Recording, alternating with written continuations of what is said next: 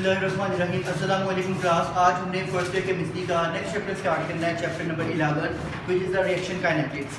आज हम इस चैप्टर के अकॉर्डिंग जो इसकी इंपॉर्टेंट चंद एक डेफिनेशंस हैं वो जो कि इस चैप्टर का बेसिक है उसको डिस्कस करेंगे, यानी कि एक तरह का इंट्रो होगा इस पूरे चैप्टर का आज जो हम डिस्कस करेंगे। तो सबसे पहली बात ये कि रिएक्शन काइनेटिक्स होती क्या है। रिएक्शन आपको पता है सिंपल केमिकल रिएक्शन, और काइनेटिक्स का मतलब होता है रेट, स्पीड को मेजर करना। क्वांटिटेटिवली मतलब वैल्यूज के अंदर प्रॉपर क्वांटिटेटिवली जो है जब हम एक रिएक्शन की स्पीड को मेजर करते हैं, इस प्रोसेस को, इस ब्रांच को केमिस्ट्री की हम रिएक्शन काइनेटिक्स कहते हैं। सो रिएक्शन काइनेटिक्स की डेफिनेशन क्या होगी? Reaction kinetics is the branch of chemistry that deals with the study of relation between reaction and its speed. ठीक है, यानी कि अगर हम आम अल्फाज में बात करें तो केमिस्ट्री की वो ब्रांच जिसमें हम रिएक्शंस की स्पीड को स्टडी करते हैं।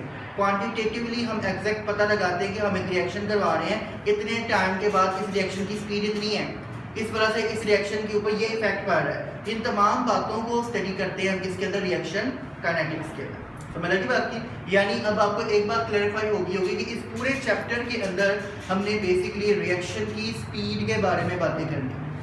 ठीक है, कि रिएक्शन की स्पीड कैसे चेंज होती है, रिएक्शन की स्पीड को किस तरह मेजर किया जाता है, रिएक्शन की स्पीड पे किन किन फैक्टर्स का इफेक्ट पड़ता है, और इसकी चंद एग्जांपल्स वगैरह, यानी ये सारी बातें हम इस चैप्टर में डिस्कस करेंगे। इससे रिलेटेड कुछ लॉस वगैरह को देखेंगे इस चैप्टर के अंदर।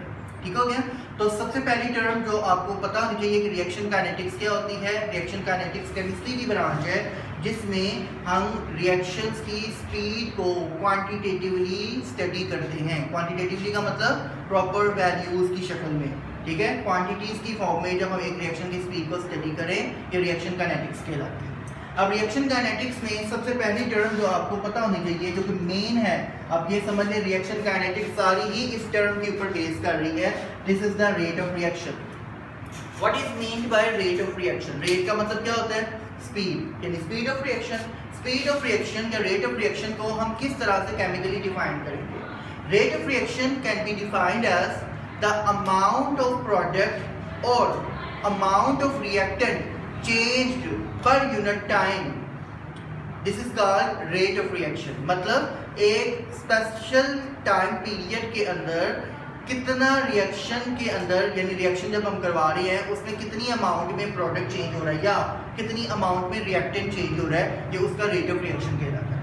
आप रिएक्टेंट के रेफरेंस से भी बात कर सकते हैं और प्रोडक्ट के रेफरेंस से भी बात कर सकते हैं। ठीक है, अगर हम रिएक्टेंट के रेफरेंस से बात करें तो हम कहेंगे कि अमाउंट ऑफ रिएक्टेंट कंज्यूम्ड पर unit time, this is called rate of reaction. कितना कंज्यूम हो रहा है रिएक्टेंट, आपको पता रिएक्टेंट मिलते हैं तो प्रोडक्ट बनता है ना, तो कितना रिएक्टेंट कंज्यूम हो रहा है एक रिएक्शन को प्रोसीड करवाने के लिए, ये उसका रेट ऑफ रिएक्शन होगा। ठीक है, लेट्स सपोज हम कहते हैं जी एक रिएक्शन करवा रहे हैं, उसमें रिएक्टेंट को प्रोडक्ट में चेंज होने के लिए 5 मिनट लग रहे हैं। ठीक है, तो मतलब उसका जो रेट ऑफ रिएक्शन होगा वो उसके अकॉर्डिंग हो, 5 मिनट के अंदर कितना रेट आ रहा है। समझ लगी बात की? इसी तरह से अगर प्रोडक्ट के रेफरेंस से बात करें तो अमाउंट ऑफ प्रोडक्ट फॉर्म्ड पर यूनिट टाइम। ठीक है, कि एक स्पेशल टाइम पीरियड के अंदर कितना प्रोडक्ट बन गया, ये उसका रेट ऑफ रिएक्शन कहलाता है। तो जाहिर बात है जितना रिएक्टेंट कंज्यूम हुआ होगा उतना ही प्रोडक्ट बना होगा ना, तो इसलिए आप रिएक्टेंट के रेफरेंस से भी बात कर सकते हैं और प्रोडक्ट के रेफरेंस से भी। क्लियर हो गया? अब रेट ऑफ रिएक्शन को अगर हम फार्मूला की फॉर्म में रिप्रेजेंट करें तो उसको मैसे रिप्रेजेंट कर सकते हैं चेंज इन कंसंट्रेशन। और ये कंसंट्रेशन किसी की भी हो सकती है, ये change in concentration of reactant भी हो सकती है या प्रोडक्ट भी हो सकती है, किसी की भी कर सकते हैं। Change in concentration of reactants और products divided by time taken to change. ठीक है, यानी इस कंसंट्रेशन को चेंज करने में कितना टाइम लगा उसे हम डिवाइड करें। क्लियर? जैसे मिसाल के तौर पर हम एक रिएक्शन करवा रहे थे और हमने 5 मिनट के बाद देखा कि इस रिएक्शन के अंदर क्या चेंज आया। हमने देखा लेट्स सपोज हमने 10 ग्राम जो था अपना रिएक्टेंट डाला हुआ था। ठीक है, और 5 मिनट के बाद हमने देखा तो हमने ऑब्जर्व किया कि उस 10 ग्राम में से रिएक्टेंट कितना रह गया, हमारा 8 ग्राम रह गया। तो 8 ग्राम डिवाइडेड बाय 5 मिनट्स, इन दोनों को डिवाइड करेंगे तो हमारे पास उसका रेट ऑफ रिएक्शन। लेकिन क्योंकि आपको पता टाइम का ऐसे यूनिट सेकंड होता है, तो सारी मतलब मिनट्स को सेकंड्स में कन्वर्ट करके वो प्रॉपर पूरा फिनोमिना चलेगा। तो बताने का मकसद क्या कि किसी भी रिएक्शन का रेट कैसे पता लगाया जा सकता है कि एक स्पेशल टाइम, किस टाइम में आप उसकी स्पीड मेजर करना चाह रहे हैं, इतने टाइम के बाद क्या स्पीड पे इफेक्ट पड़ा है, तो उस स्पेशल टाइम के अंदर रिएक्टेंट की या प्रोडक्ट की कंसंट्रेशन फाइंड करें, उसको उस टाइम से डिवाइड कर दें तो हमारे पास रेट ऑफ रिएक्शन आ जाए। इस फॉर्मूला की मदद से हम इसका यूनिट भी देख सकते हैं। आपको पता है कंसंट्रेशन का यूनिट क्या होता है, मोल पर डेसीमीटर क्यूब। हमने पीछे कई बार पढ़ा, चैप्टर 8 से पढ़ते आ रहे हैं। मोल पर decimetre cube is the unit of concentration, और डिवाइडेड बाय टाइम है, और टाइम का यूनिट क्या होता है, सेकंड होता है। तो ये सेकंड ऊपर आके सेकंड -1 हो जाएगा, यानी मोल पर डेसीमीटर क्यूब पर second. This is the SI unit of the rate of reaction. Clear, समझ लगी बात की? आगे आ जाए। अब नेक्स्ट टर्म में हमारी what is mean by instantaneous rate. Instantaneous का मतलब क्या होता है? इंस्टेंटेनियस का मतलब किसी एक लम्हे में, ठीक है, कोई एक छोटे से टाइम इंटरवल के अंदर। मतलब क्या मतलब है इसके कहने का? इसके कहने का मतलब ये है जब एक रिएक्शन हो रहा है और उस रिएक्शन के प्रोसीडिंग के दौरान हम किसी टाइम अचानक किसी भी एक लम्हे अगर उसकी स्पीड मेजर करें, जैसे हम कहते हैं कि 10 सेकंड के बाद क्या रेट है, सिर्फ 10 सेकंड के बाद देख रहे हैं, तो 10 सेकंड वाला जो रेट होगा वो क्या कहलाएगा, इंस्टेंटेनियस रेट कहलाएगा। समझ लगी? Instantaneous rate is the rate of the reaction at a specific time interval. Interval का मतलब लम्हा, ठीक है, किसी एक लम्हे के लिए, किसी एक लम्हे पर, यानी वो विद इन द सेकंड्स भी हो सकता है, वो कोई एक सेकंड का भी टाइम हो सकता है, ठीक है, कि किसी एक सेकंड में कितना रेट चेंज हो रहा है, ये उसका इंस्टेंटेनियस रेट कहलाता है। Is it clear? दूसरी टर्म है average rate of reaction. Average rate of reaction क्या होता है? Rate of reaction between two time intervals. This is called average rate of reaction. जैसे मिसाल के तौर पर आप एक्सपेरिमेंट कर रहे थे, रिएक्शन करवा रहे हैं, आपने एक रेट फाइंड किया है उसका 10 सेकंड्स के बाद, एक रेट फाइंड किया है आपने इसका 20 सेकंड्स के बाद। अब आपके पास दो रेट डिफरेंट आ गए ना, उन दोनों रेट्स का आप एवरेज ले लें। एक 10 सेकंड पे जो वैल्यू आई होगी, एक 20 सेकंड्स पे जो वैल्यू आई होगी, इन दोनों का एवरेज लिया, जो आंसर आएगा वो एवरेज रेट ऑफ रिएक्शन कहलाएगा। समझ लगी बात की? मतलब एवरेज रेट होता है दो टाइम इंटरवल्स के दरमियान वाला रेट ऑफ रिएक्शन, इनकी एवरेज होती है। Is it clear? ठीक हो गया?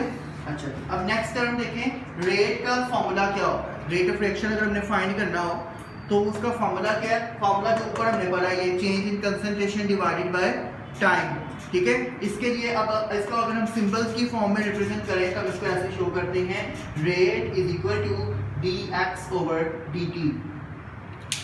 d का मतलब क्या है? d stands for differential. ये मैथ्स वालों को ज्यादा अच्छे तरीके से पता होगा।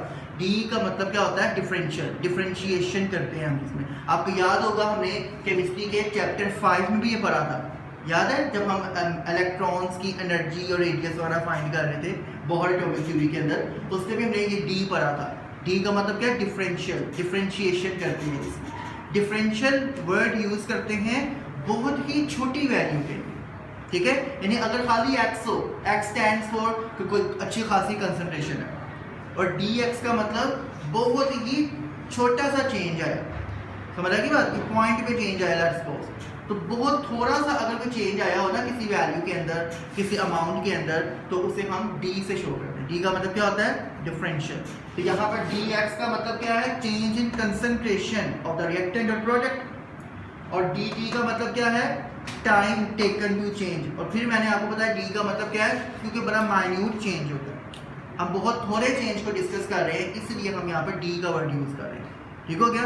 अच्छा, अब हमने ये तो ना किया कि एक रिएक्शन चल रहा है, हमने देखा 1 घंटे बाद इतना था और 5 घंटे बाद कितना हुआ। इतना लंबा टाइम इंटरवल तो नहीं ना मेजर करते हम, या तो सेकंड्स में बात करते हैं, बहुत ही ज़्यादा होता तो मिनट्स में देखते हैं, ठीक है। तो क्योंकि थोड़ा टाइम इंटरवल होता है इसलिए हमने डी का वर्ड यूज़ किया। डी मतलब डिफरेंशियल, और ये किस लिए यूज़ होता है?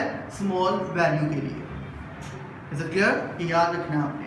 अच्छा, अब ये जो dx और dt फॉर्मूला है, यानी दिस फॉर्मूला, अब मैंने आपको बताया दो रेफरेंस से देख रहे हैं, प्रोडक्ट के रेफरेंस से भी और रिएक्टेंट्स के रेफरेंस से भी देखा जा रहा है।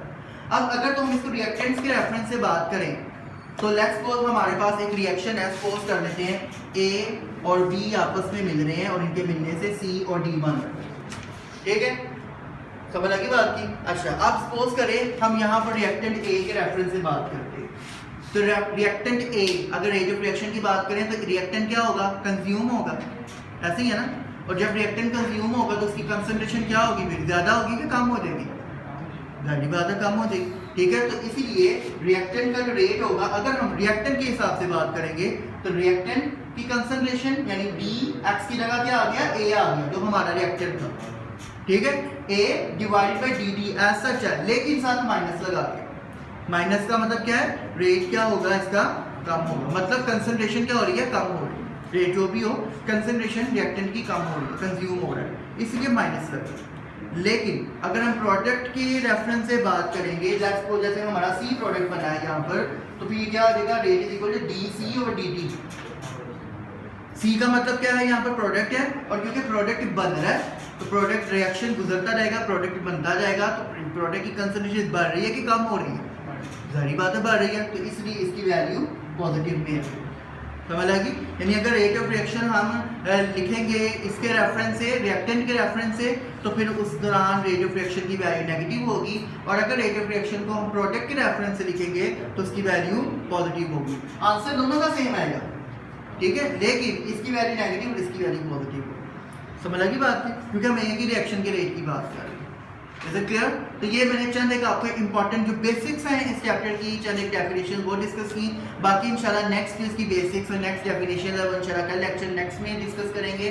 तो आज हमने देखा क्या क्या इसमें बातें देखी, रिएक्शन काइनेटिक्स क्या होती है, रेट ऑफ रिएक्शन क्या होता है, फिर हमने उसका डिफाइन किया, उसका फॉर्मूला देखा, उसका यूनिट देखा। ये अलग-अलग हर एक शॉर्ट क्वेश्चन है, जैसे ड्राइव का यूनिट्स या ड्राइव का units of the rate of reaction, तो ये आपने यूनिट सिंपल ड्राइव करना है।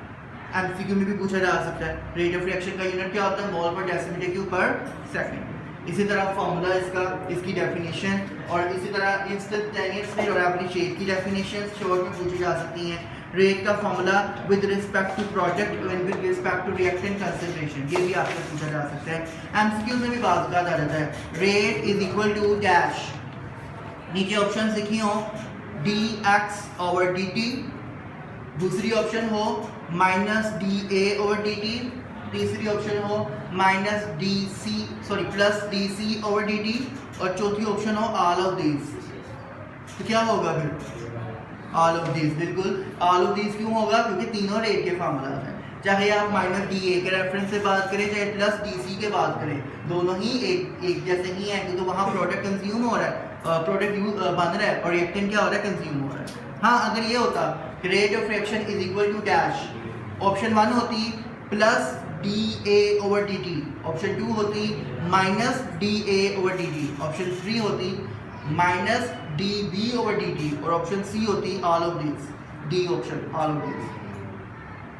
तो कौन सा ठीक होना था फिर, सेकंड वाला D A minus D A over D T, बिल्कुल ठीक शायद, minus D A over D T ठीक था, बाकी सारे गलत है। समझ आएगी बात की, क्लियर हो गया। तो इस तरह से आपसे एमसीक्यू उस फॉर्म में भी पूछा जा सकता है। ये था भी क्लास आज का हमारा टॉपिक, जिसमें हमने इंट्रो किया कि रिएक्शन काइनेटिक्स के बारे में। कल इंशाल्लाह हम नेक्स्ट टॉपिक के साथ चलेंगे। किसी तरह का भी कोई इशू हो मुझसे कमेंट सेक्शन में डिस्कस कर सकते हैं। तब तक के लिए इजाज़त दें, अल्लाह हाफ़िज़।